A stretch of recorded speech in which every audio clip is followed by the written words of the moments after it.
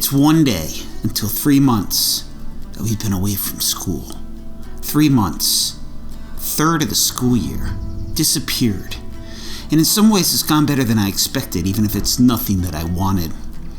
Except for a few outliers, most of my students have been engaged in the writing assignments. We've actually made our way through 33 different writing prompts, 3 per week, and 4 lessons of vocabulary, 60 new words, plus a short story project and other assorted activities.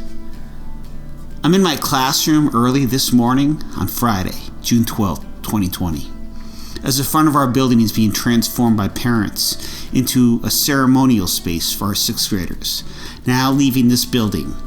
Some have been here for 8 years, starting in preschool, and making their way up to the larger regional middle school in the neighboring town. It's a significant transition. Each homeroom class will arrive outside our elementary school at a dedicated time, on the hour, every hour, for 4 hours. And we'll go through the recognition of each individual student. We'll cheer them on and virtual high-five them. The space is being set up with social distancing in mind and safety along with celebration. Chairs are 6 feet apart. Families are within shouting distance, but not much closer. Weird, strange, and now the new normal. Inside the 6th grade classroom, I see that the custodian's been busy here, moving my desks and things to clear the rug and the floor for summer cleaning. I stand in the midst of it all, saddened a bit by the chaos of the room.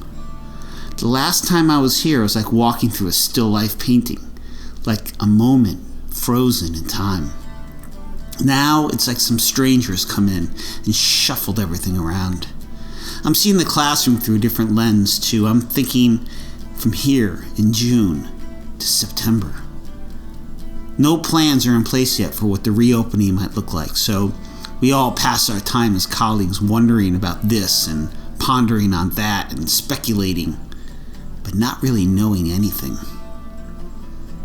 My eyes wander to the back of the room, where every morning we gather on the rug as a classroom community, knee to knee, and greet each other through handshakes, koosh balls, the passing of other objects, one person at a time.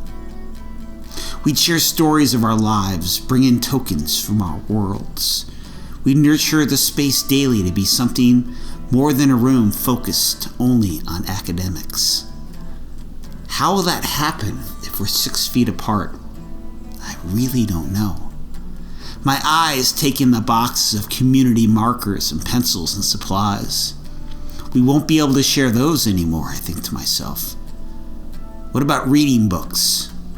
I see my classroom, library, the bookcases and boxes overflowing with returned novels, comics, and more. Will each book need to be cleaned? And the cart of computers that we use regularly. 4 classes, 4 kids sharing one computer throughout the day.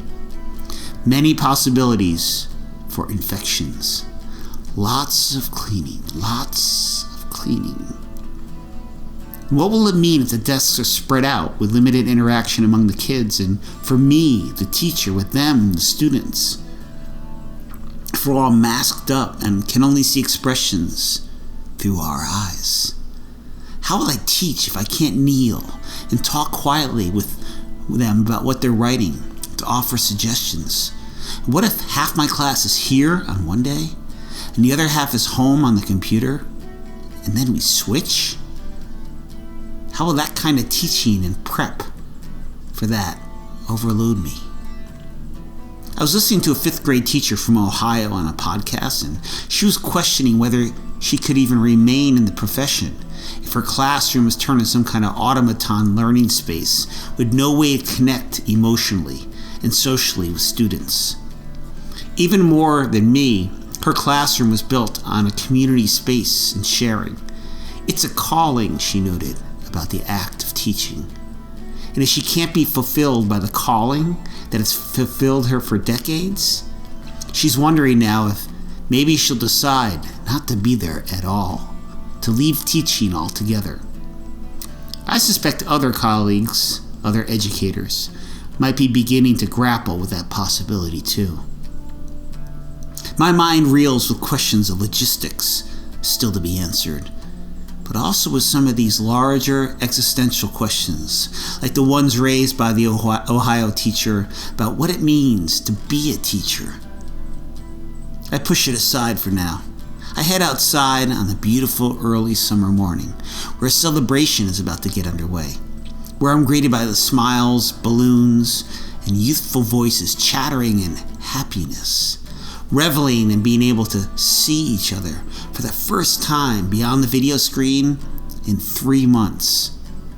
The future's uncertainty not likely lingering too much in their minds, at least not here, not right now, not today.